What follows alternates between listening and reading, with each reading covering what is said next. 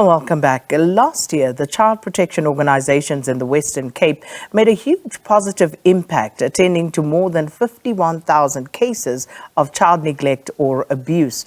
Now, they were also responsible for more than 21,000 children in foster care, more than 800 children in child and youth care centers, and more than 800 adoption cases. And this is according to the Western Cape Child Protection Alliance. The Alliance says that the integrity net that is offered to children and families has been threatened, though, by government subsidies for child protection NGOs in the Western Cape, remaining at the same level for a number of years now. So to continue providing professional services and meeting the needs of children and communities by extensions, these organizations have drawn on their savings. But as the reserves are starting to run dry, they can no longer deliver child protection services in accordance with the norms and standards that's expected by the Children's Act. So to talk to us more about this matter, we're joined virtually by Esther Lewis, who is the Western Cape Department of Social Development's Head of Communications, and Lucy Jamieson, who's a senior researcher at the Children's Institute at the University of Cape Town. Ladies, thanks so much to both of you for joining us and welcome to Morning Live. But Lucy, let me start with you, just in terms of the studies that have been conducted. And the studies show that violence, of course, is a big factor. But before we even get into some of the more pointed issues in terms of what children experience and what they go through, let's just talk about the overall situation in terms of the children in the Western Cape and the importance of the work that the NGO sector is doing in this regard. So, the Western Cape, we have a variety of NGOs doing everything on the continuum of care, from prevention programs that aim to stop children experiencing violence, all the way through to working with families in trouble, and then doing what we call statutory services or child protection services, where they work with families and children. Sometimes they have to remove children if they've experienced severe abuse or neglect. So, they're doing a lot of work. It's estimated that they're doing about 55% of all child protection cases in the Western Cape. And that is, of course, very significant, Lucy. But just in terms of the situation and some of the challenges that the non-government organizations are working with children and child protection services, paint a picture for us of, how things are on your side, how difficult it is for you to continue doing what you do. So the subsidies have been held steady for the last 5 years. And what that means is a cut of about 20 to 25% in real terms. As every one of your viewers will know, prices have been increasing for fuel, transport, food. So that has a double impact on social services.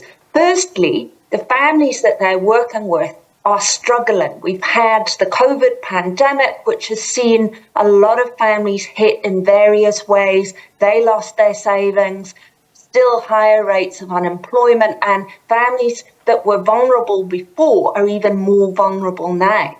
But the same is also true for the social workers, social auxiliary workers themselves, and for the organisations that provide these services.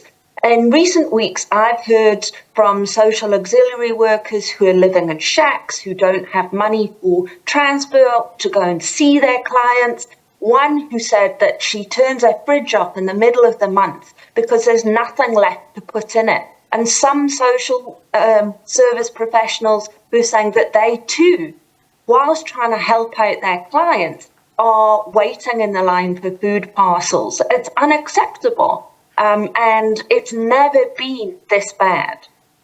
So, Esther, this is a good point for you to enter the conversation, given what Lucy has described. And yesterday, we saw the Western Cape Child Protection Alliance, which, of course, includes organizations such as Child Welfare South Africa, the Western Cape Street Children's Forum, Childline in the Western Cape, and others. They released a statement in which they were literally pleading, as Lucy is doing now, for government to actually intervene with regard to the lack of funds and, in order to enable them to continue providing quality protection for the children under their care.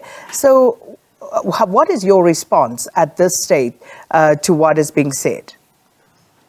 So firstly, we completely acknowledge and empathize the difficulties that are being faced by the child protection sector and the NPO sector as a whole. Lucy has rightly pointed out, the department has not been able to increase the subsidies in the last few years, and that does lead to, in real life, a budget reduction. The budget is under pressure. The budget that we receive, we have to do a fine balancing act because there's child protection, but child protection doesn't happen in a vacuum. All the services are under pressure. There has been escalating cases of the number of cases of child abuse, child neglect. And so we do acknowledge just really the very difficult situation the NPO sector is being faced with at the moment.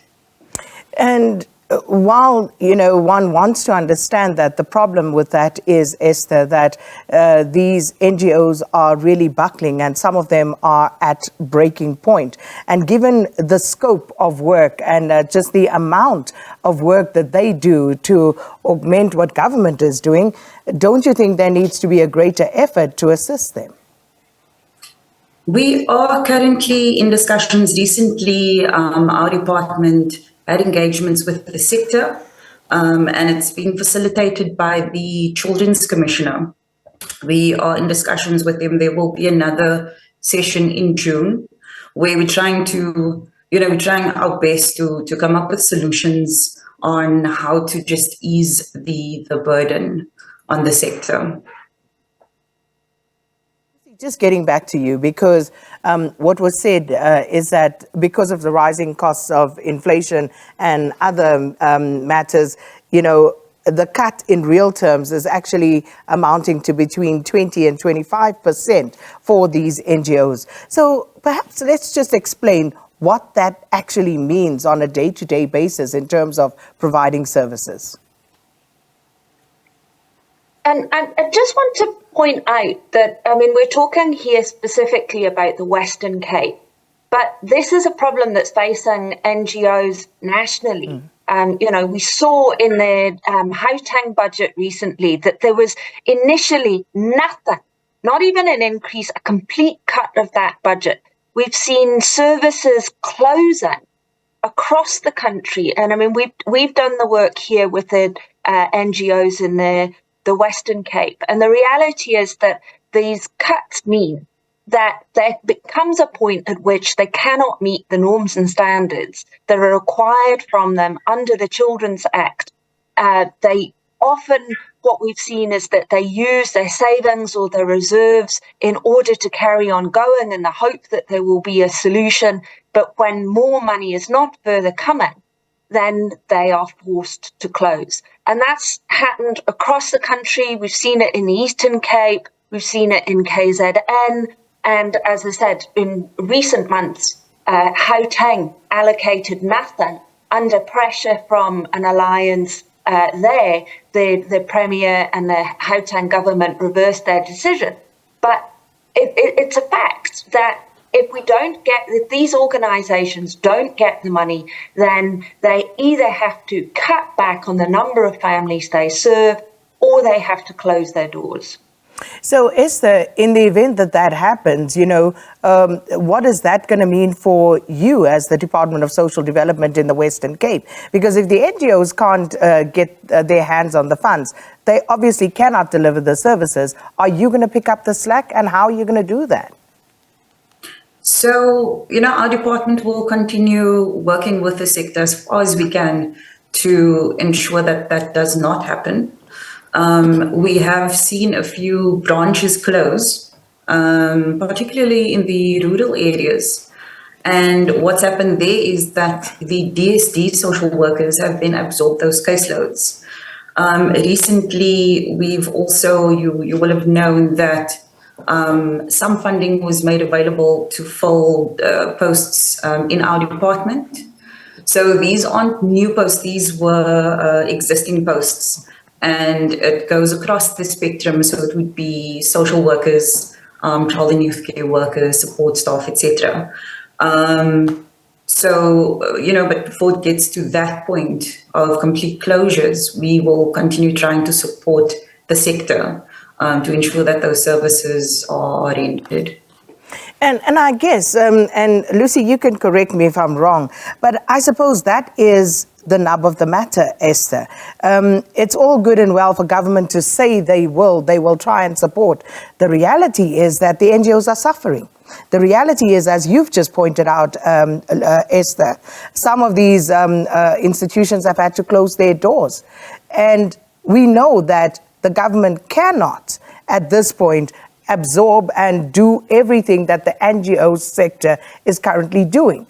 So how are you going to assist them in the immediate term to stop more of these NGOs from closing their doors? Can I just make a really important point? Please do. Actually, it's children and families that are suffering, when these services close. And that's the main concern here, is that, children have a constitutional right to be protected from violence. They have a right to be supported and to access social services when they do experience trauma. And what happens when these NGO services close, we saw this recently with CAFTA, is that they had an office in which there were 17 staff. That was replaced by 8 government social workers. Now, there is no way, with the best will in the world, that 8 people can take on the work that 17 people were doing previously. And whilst government will indeed step in, because of the cost differential, the money that they save from the transfers to NGOs only provides for 42% of what they pay their own employees. And we've seen hundreds of vacancies in DSD. They are struggling too to recruit people into these posts. Lucy, and that with these workloads, I apologize. It's impossible. I just have to interject because we are out of time. So I just want to give Esther 30 seconds, unfortunately, just to respond to that in terms of what are you going to do? So we also have involved, I mentioned the discussions that we're having with the sector in this province. We've involved our provincial treasury. They are present at the meetings as well. And we're also looking at the transfer payments agreements to see how we can increase the flexibility, because that is quite heavily regulated as well, the way NGOs can use the money. But we're also calling on the private sector. We always do this because we can't do it alone. The NPO sector can't do it alone.